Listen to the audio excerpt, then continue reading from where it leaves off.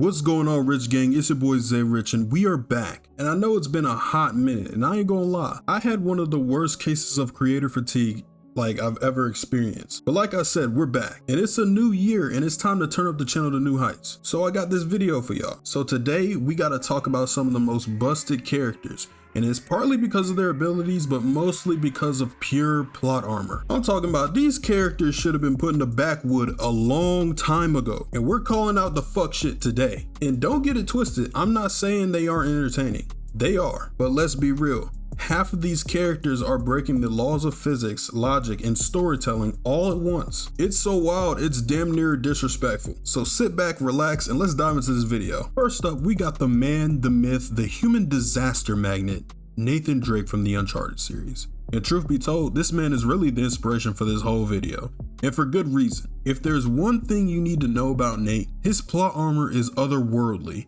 This man has no business being alive.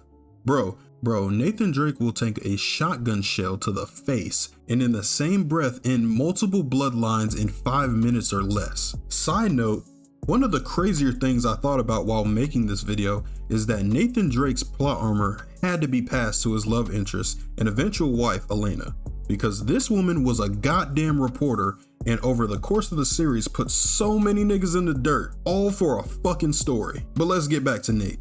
So let's go through some of his most insane instances of plot armor. So let's look at Uncharted 2. First of all, the vibes are immaculate. The train is going through these jaw-dropping mountains for the time, but you don't got time to admire the scenery because every car is crawling with goons who apparently got the memo to ruin your whole day. It's bullets flying, grenades blowing up, and Nate's going through all of them. And then comes that moment. You've just cleared a full car full of enemies, and you're feeling like the main character because you are, but then a fucking helicopter rolls up and it starts lighting the train up with rockets, and suddenly the stakes go from tense to I might not make it out of this bitch. The train is falling apart, the cars are detaching, and you're just scrambling to stay alive while dodging explosions. It's looking like a Michael Bay movie, real shit. And the cherry on top, the train derails in the most cinematic way possible, leaving Nate hanging off the side of a snow-covered cliff like a ragdoll. This motherfucker has to have the grip strength of Hanayama. And the crazy part is, that's how the game starts. And probably my favorite one is from Uncharted 3. So boom, goons find him, now it's a full-on scrap at 30,000 feet in the air. Fists are flying, Nate's ducking and weaving, and somewhere in the chaos, somebody decides, you know what? Let's open the back of the plane, because why not? Logic doesn't exist here. And then it happens, cargo starts sliding out the back, and Nate's out here holding on for dear life. Then Nate starts parkouring on free-falling luggage, somehow managing to not get smacked out of existence. And I swear, this is that plot armor I'm talking about. But it doesn't stop there. You think dude's about to catch a break? Hell no. The plane just explodes. And now my guy is in freefall, surrounded by debris and desperately grabbing onto a crate with a parachute strapped onto it.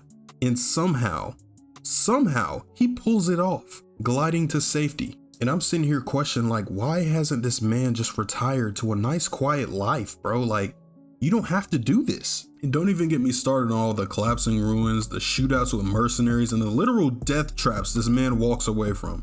It's like every time danger shows up, Nate just hits the plot armor button, bro, and just goes. He rocks with it. Nate's plot armor has plot armor. And honestly, I'm not even mad. It makes for some of the most entertaining set pieces in gaming history. But come on, Nate, ain't no way you surviving all that. Alright, so next up we have Kirito from Sword Art Online. And a little background on him as a character. Kirito was a beta tester for the video game Sword Art Online, and he later joins the official game and gets trapped inside of it. Now obviously when things like this happen, if you die in the video game, you die in real life. Now with him being a beta tester and a regular video game player, it makes his overall experience easy as fuck for the most part.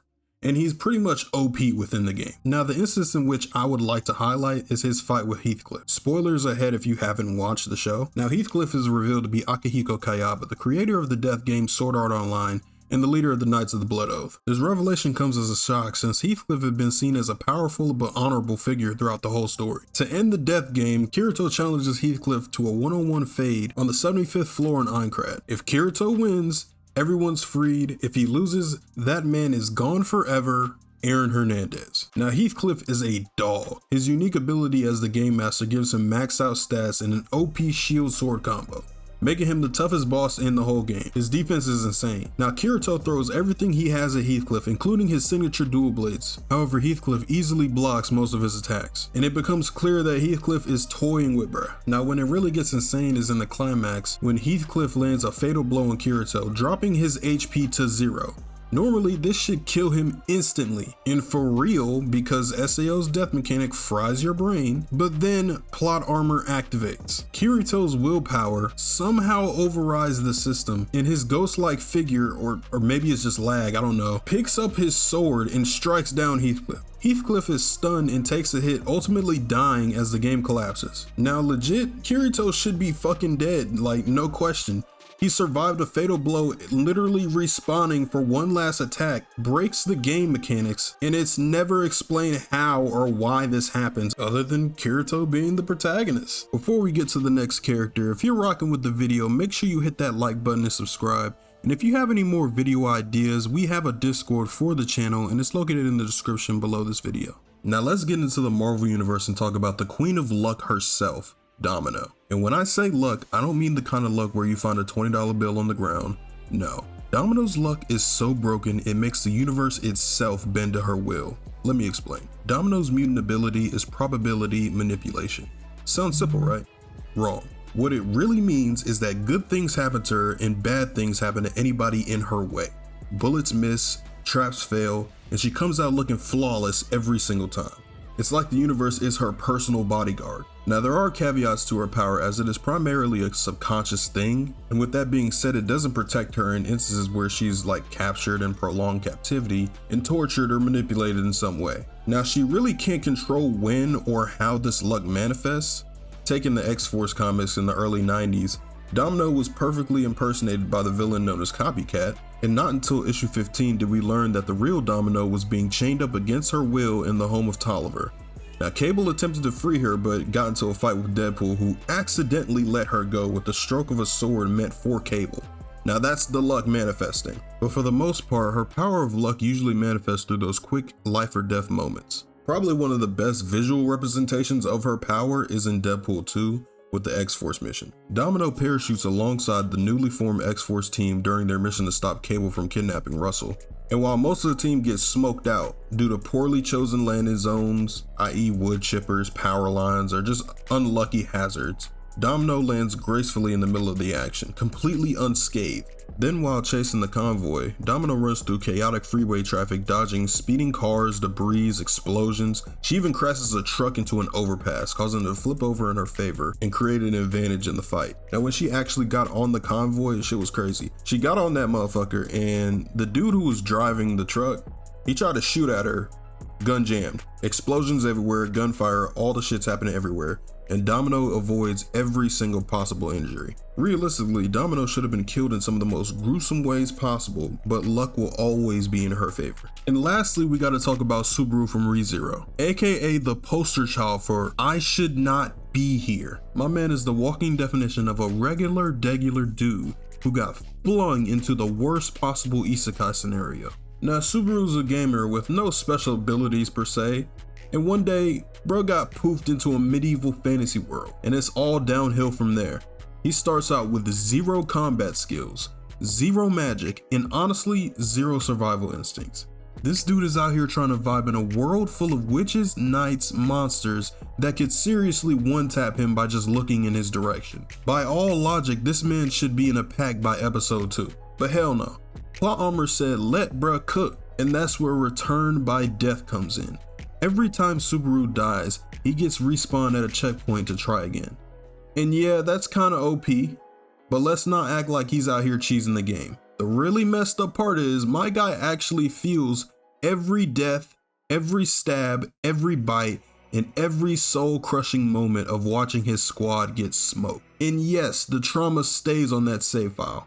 Now let's get into one of the wildest arcs, the white whale hunt and the witch cult fight. First off, the white whale, is a giant demon blimp that can literally erase you from existence. Then you got the witch cult, led by a cracked out maniac, Betelgeuse, and bro's got an army full of cultists just running around on demon time causing chaos just because. And Subaru, he's getting bodied on repeat trying to save his people from these threats. But finally, after getting folded like a lawn chair multiple times, Subaru says, I understand it now. He realizes he can't 1v1 the white whale, so he calls in some big guns. Bruce Karsten with her army and Wilhelm van Astrea, who's got beef with the white whale for murking his wife. Subaru uses himself as bait because the white whale targets people with the witch's scent thanks to his return by death curse, and the fight is absolutely insane. Fog everywhere, soldiers dropping like flies, and the whales out here spamming AoEs. But after running it back a few dozen times, Subaru learns its attack patterns. He calls the shots and Wilhelm delivers the final blow like a damn legend. White whale is gone forever, Aaron Hernandez. And you think that's enough, right? Hell no. Subaru still got to deal with Betelgeuse and his cult. So what does he do? My man starts playing 4D chess. He has Rem Run Recon, sets traps for the cultists, and baits Betelgeuse into a fight. The Archbishop of Sloth is using his invisible unseen hands to fight Subaru, but Subaru outplays him. The craziest part? Subaru lets Betelgeuse possess him and then uses a spirit-infused letter from Amelia to straight up nuke the dude from the inside out. Moral of the story, my man got transported into this medieval fucked up world and got one of the craziest abilities, the ability of plot armor. So there you have it. These are some of the characters who should have been down bad but somehow stayed winning. From Nathan Drake to Domino, these characters are built different. Now I gotta ask, who do you think has the most ridiculous plot armor in fiction? Drop your hot takes in the comments, and if you enjoyed this vid, hit that like button, subscribe for more, and remember, plot armor might not make sense, but it sure makes for some wild stories. I'm gonna catch y'all on the next one.